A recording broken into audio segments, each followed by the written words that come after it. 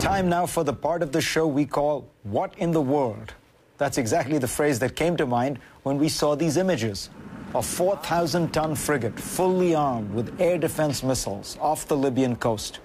It wasn't an American ship, it wasn't British, French, Russian. It wasn't any of the usual suspects. It was Chinese. This was a first.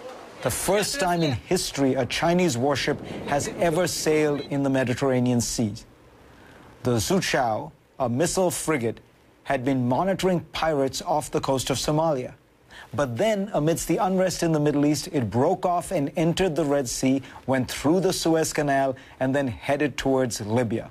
Talk about going into uncharted waters. This is a first for China, breaking with centuries of history. Modern China has traditionally shied away from projecting its military power abroad.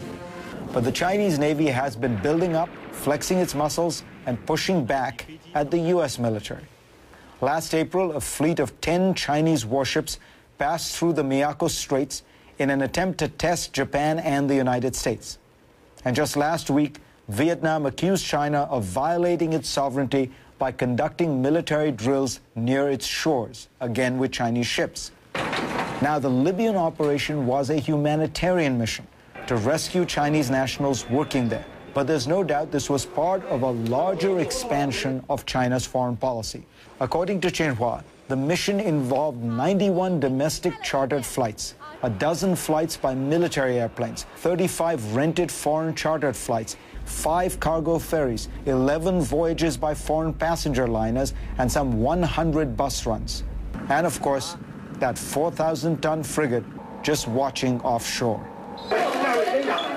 Chinese state TV has been broadcasting these celebratory images for days now. Beijing says it has rescued nearly 36,000 Chinese nationals, all of whom were working in Libya.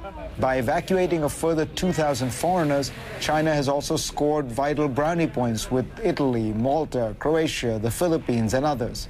It's not all purely humanitarian, however. Beijing has recently announced a 13% increase in defense spending to about $90 billion. This while the U.S. defense budget is likely to decline in coming years. China's ultimate showpiece is expected to be unveiled later this year. A naval supercarrier that can launch fighter jets and shoot down enemy planes. This video from YouTube is said to be China's new carrier. This one is American. We have had a virtual monopoly on these massive floating islands. That apparently is going to end. You'll remember in January, China conducted a test flight of a high-tech stealth fighter jet, right when Secretary of Defense Gates was visiting Beijing.